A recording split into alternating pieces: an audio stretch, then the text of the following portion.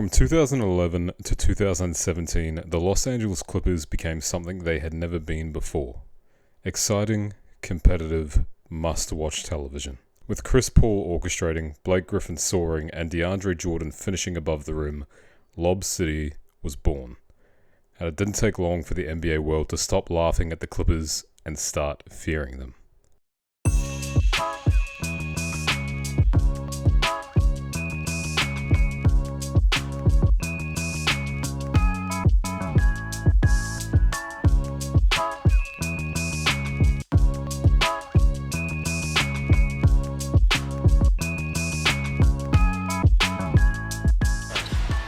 Blocked by Griffin.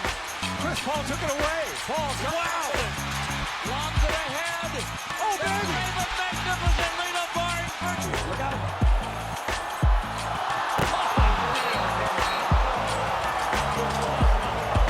Blake's laughing because he didn't know what he was going to do.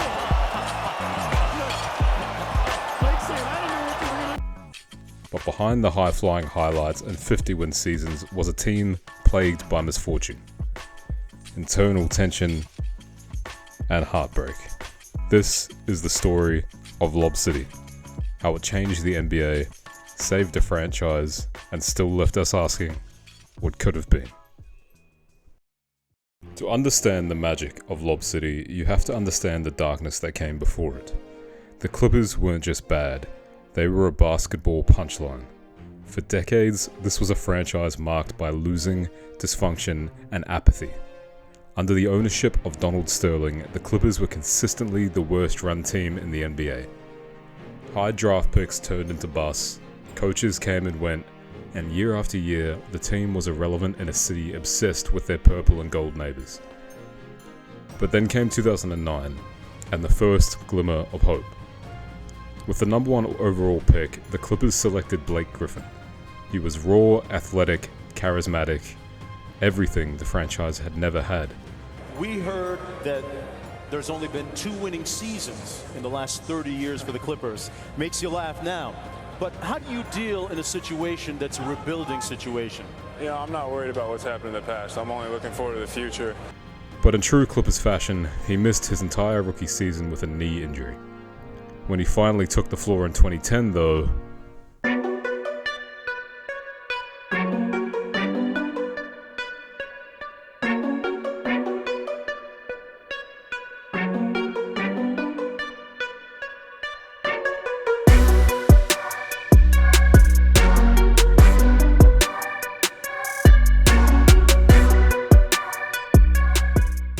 it was like a storm had landed in LA.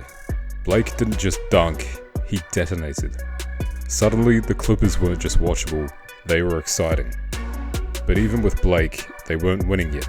They needed a floor general, a leader, a star to pull it all together. And then, almost by fate, the star fell onto their lap. And of course, everyone wants to know, your thoughts on what the Clippers have done in getting Chris Paul. It's a great acquisition. Chris is a fantastic player. I mean, they've made a great addition. Yeah! Are you serious? That'd be Lob City. Oh my gosh. In December 2011, a blockbuster trade nearly sent Chris Paul to the Lakers, but then Commissioner David Stern vetoed the deal, calling it basketball reasons. Days later, the Clippers swooped in and sent Eric Gordon, Al-Farouq Aminu, and draft picks to New Orleans in exchange for the point guard. And just like that, everything had changed. Chris Paul wasn't just a star, he was a culture changer, a floor general in the purest sense. Tough, smart, demanding. The moment he arrived, the Clippers had a spine, an identity. And the basketball was breathtaking.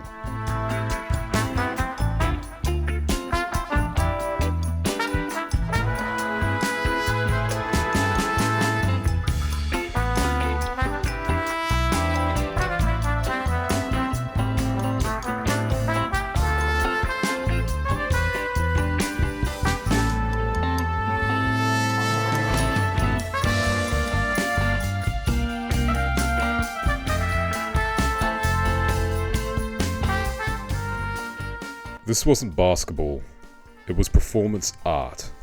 But it wasn't just flash. They won 40 games in a lockout shortened season and made the playoffs. Lob City wasn't just here, it was here to win. The Clippers of 2012 to 2017 weren't just entertaining, they were elite. In 2012-13, they notched 56 wins, which was a franchise record at the time. They also went on a 17-game win streak during the season. They were top 5 in offensive rating every year from 2013 to 2016, and managed to notch multiple All-NBA and All-Defensive selections. And it wasn't just the big three, role players made the machine hum. JJ Redick ran off screens like a machine gun, Jamal Crawford the walking bucket and won multiple Sixth Man of the Year awards. Matt Barnes and Luc Mbah a Moute brought defensive grit and edge, and Doc Rivers, brought in from Boston, was supposed to be the championship coach they needed. They were smart, deep, and devastating. Their chemistry on the court was undeniable. At their best, the Clippers weren't just beating teams, they were embarrassing them. They swept the Lakers by a combined 84 points in 2014. They dropped 140 plus multiple times. Well, first of all, there's a new sheriff in town, and they're the Los Angeles Clippers. I'm rolling with the Los Angeles Clippers. Oh, my goodness. To go to the NBA Finals. Faster.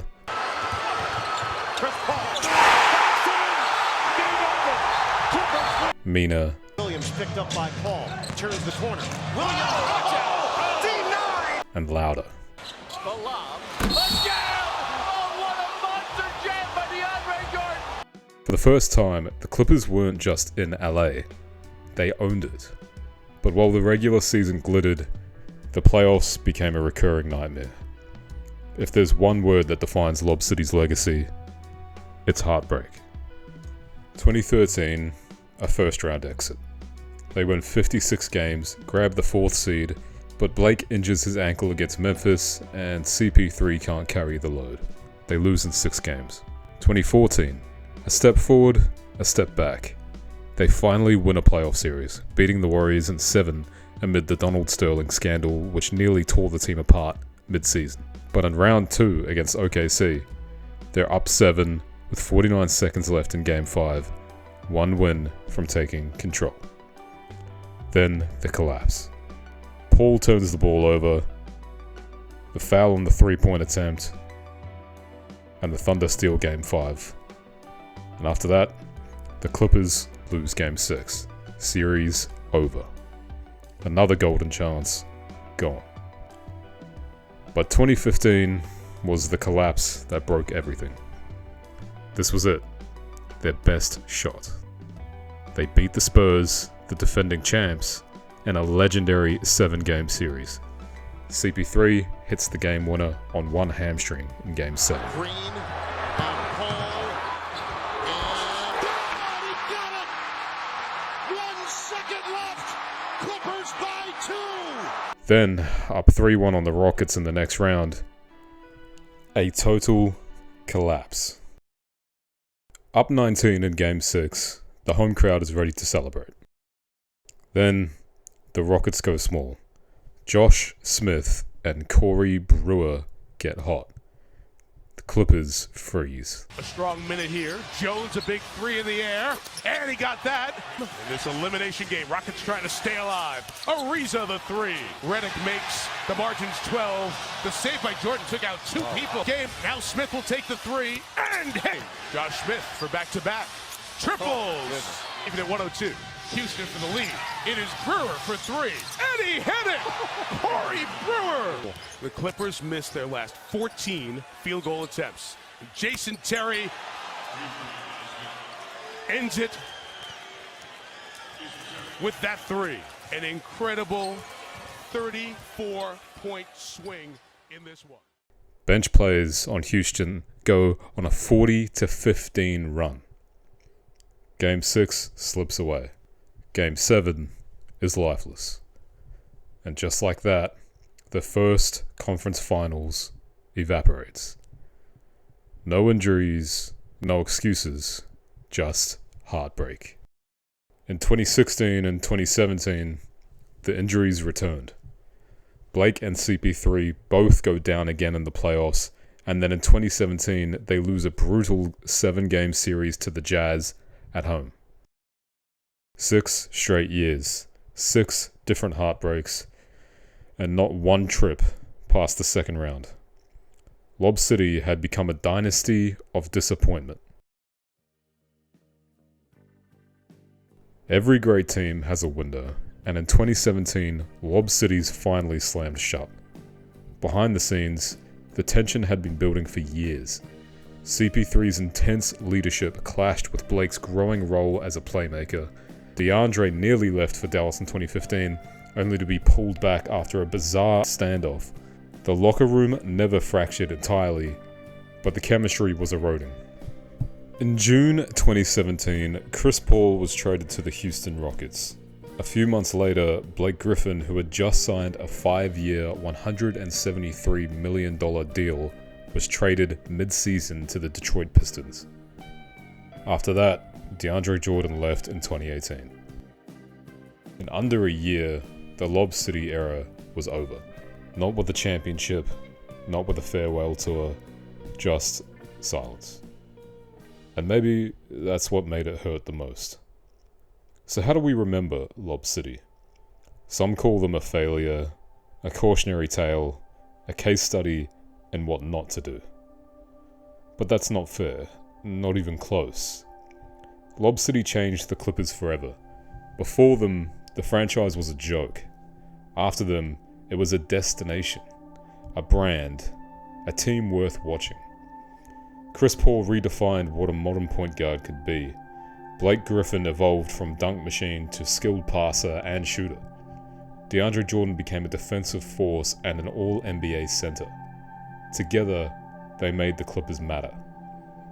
Sure, they didn't win a title, but neither did the 90s Knicks or the 2000s Kings or the grit and grind Grizzlies, yet we remember them because they meant something.